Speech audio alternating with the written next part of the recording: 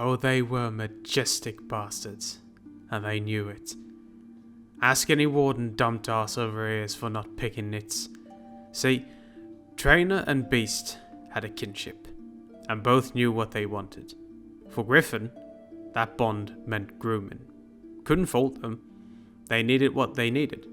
I mean, what's fair trade for saddling a warden commander? Full plate, lightning storm, sheer dive, straight through an archdemon's wing. Legendary, you can't argue. But back on the ground, they knew they were owed.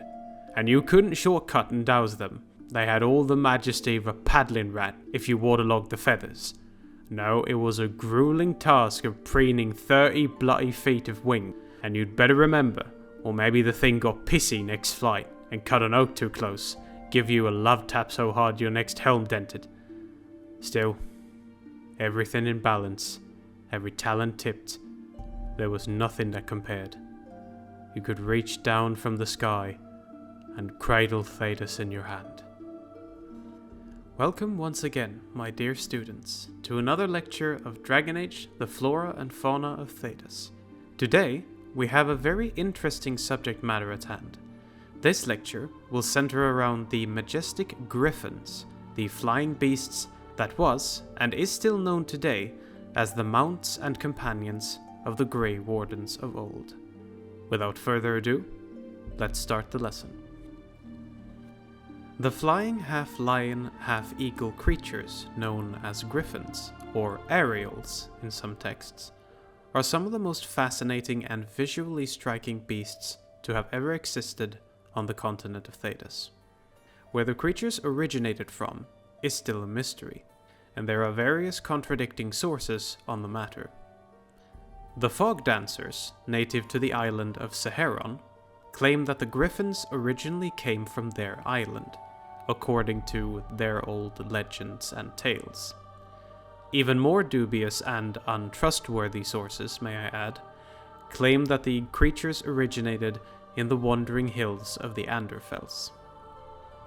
The specific birthplace of the species notwithstanding, the Griffons were domesticated by the Order of the Grey Wardens around the time of the First Blight, and were used as mounts by the members of the Order. The Griffons served bravely as mounts and, more importantly, as companions alongside their riders and fellow wardens for many long centuries in the Order's wars against the Blights and the Darkspawn. The headquarter of the Order, Weishaupt Fortress, as well as warden fortresses like Adamant Fortress, had built-in eyries and wires where the animals could be housed. A special rank called Roostmaster was given to the warden assigned to look after the Griffons of each warden facility, and the second in command of the entire order, called the High Constable, was the aerial commander of the warden's Griffon riders. Sadly, most of the Griffons died out during the Exalted Age, somewhat due to many of them having been killed during the Fourth Blight, but the main reason for the near extinction of the species was due to experimentation. In an attempt to render the Griffons of the Order immune to the taint, like the Wardens were, as per the joining ritual, a Warden mage named Isaiah used blood magic to try and create a modified version of the joining for the Griffons specifically.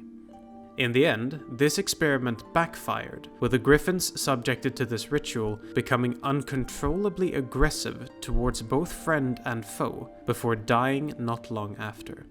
This taint later became contagious and spread to other Griffons that had not been subjected to the rituals.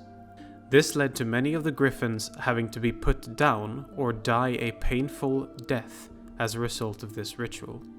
The species was considered extinct later in the Exalted Age, but a few Griffons had in fact survived this entire ordeal unaffected by the taint. A clutch of 14 Griffon eggs, unaffected by the taint, had been hidden away by the mage Isaiah and kept in magical suspended animation. This hidden clutch was found more than 400 years later in 942 Dragon by a warden recruit named Valia and her companions in the caverns of the Red Bride's grave in the Anderfels. Thus, the Griffons have survived to the modern Dragon Age, and there might still exist a future for the species of the Griffons, so long thought lost. The Griffons are, to this day, honored by the Grey Wardens in their flags and heraldry, and all manners of weapons, armor, and architecture. There are even geographical places that still bear the names and likenesses of the Griffons, and the peoples of Thedas still tell tales of the glorious flying mounts of the Wardens to this day, even though the beasts have not been seen for ages. Hatched from eggs, Griffons have the bodies and tails of lions, and the feathered heads and wings of eagles, as well as eagle-like talons. The amount of feathers covering the main body seems to differ from Griffon to Griffon, being able to grow up to 3.6 meters or 12 feet from beak to tail, and bearing a full wingspan of 9 meters or 30 feet as adult creatures. Griffons are quite large animals. Nonetheless, their great wings manages to bear them aloft and enables them to fly with much speed and grace. Even with a fully armored warden on its back, the Griffon could fly fast and skillfully. If the need arose, it could even carry 2 people on its back at the same time. The bond between a Griffon and its rider was said to be something special. Rather than being considered a simple mount or animal beast of burden, the relationship between rider and Griffon was that of companions and equals.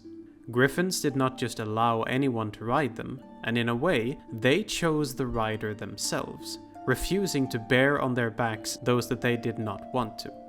Usually, those who were chosen had also met some standards of the Warden's Griffon riders already, usually being shorter and smaller than other Wardens, so as to lighten the animal's burden and to make its flight through tough weather conditions more tolerable.